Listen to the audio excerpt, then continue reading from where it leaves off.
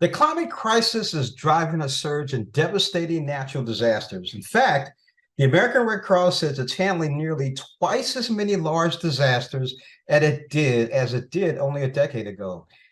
As the climate crisis continues to cause floods, wildfires, extreme heat, and other major events, the organization is launching an ambitious new effort to help families cope with it. Now, here to explain is Trevor Riggin, President of Humanitarian Services at the American Red Cross. Good morning, Trevor. How are you? Good morning. I'm doing well. Thanks for having me on. Thank you for joining us. Now, we keep hearing about how the climate crisis is affecting so much of our daily lives and even causing more disasters. And just recently, you're seeing TV. Can you tell us about these disasters and what you're experiencing?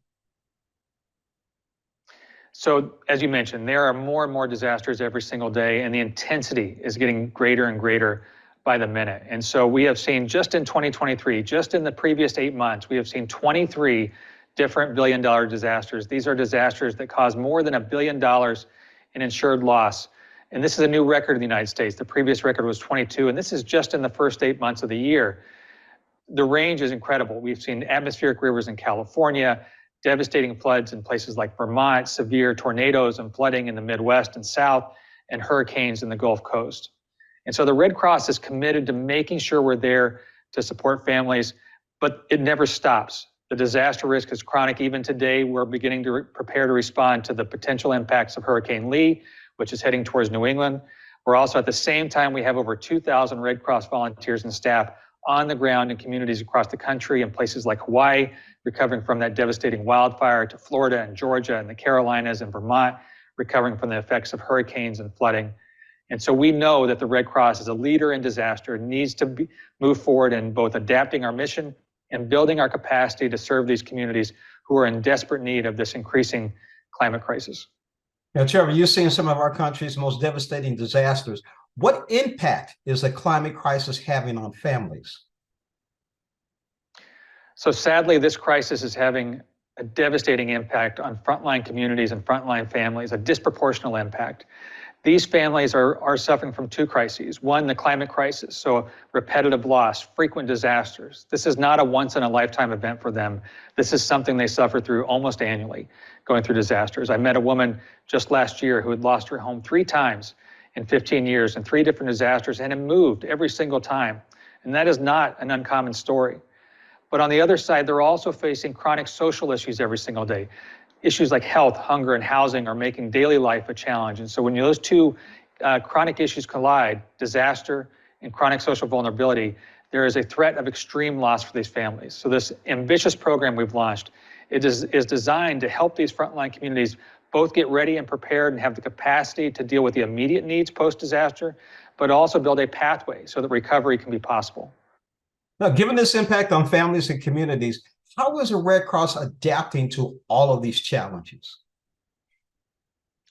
So we expect to need to spend at least $1 billion over the next several years, and there's 3 big aspects to this initiative. One, we are working quickly to adapt our mission and expand our capacity. We're adding new programs, new layers of financial assistance and services to families, more equitable programs so that those that need the help the most get it first. We're also growing our capacity, recruiting new volunteers, engaging more hyperlocal partners, and adding more staff in key communities across the country. Internationally, we've really shifted our focus on climate issues, institutionalizing disaster preparedness, engaging youth to become climate leaders. And in the Red Cross itself, we have to do our own part to reduce our impact on the planet. We're doing that by slashing emissions, we're reducing waste, and lowering our water usage all across the organization. We know everyone who will be affected by the climate crisis. It's going to happen to them in different ways. So how can people, my viewers and other people at home, help? So September is National Preparedness Month, and there's no better time than now to get prepared. And I would urge the listeners and viewers to go to redcross.org, look at our materials, learn how to build a kit, how to make a plan, and how to stay informed so that your family can be safe in a disaster. You can also download the Red Cross app, the emergency app, which can feed you emergency alerts on severe weather, also show you where shelters are, and give you critical information on first aid and other important items. You can also go to redcross.org to make a financial donation, help support the Red Cross and our partners, ensure we're helping keep communities safe and be prepared.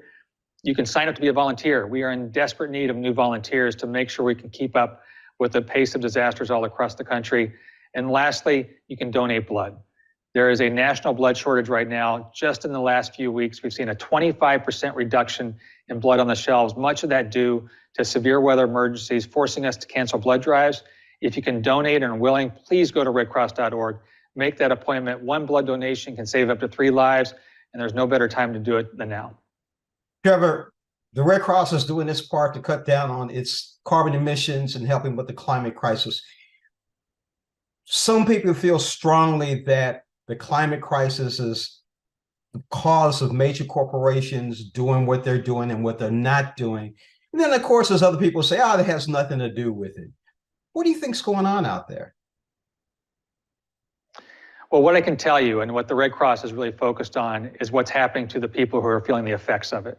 So those frontline communities, those small towns in southern Louisiana and Florida and California and Mississippi and Michigan, all across the country, those communities that are feeling the effects of these repetitive disasters and the loss of their homes and livelihoods, that's what we're focused on, is making sure that we're building some solutions to make sure families have a path forward in recovery and building a future that we can all be proud of, but also can be ready for, because it's only going to get worse. You got that right. I believe in that. This speaking with Trevor Riggin, President of the Humanitarian Services at the American Red Cross. Thank you again for joining us on Morning Blend.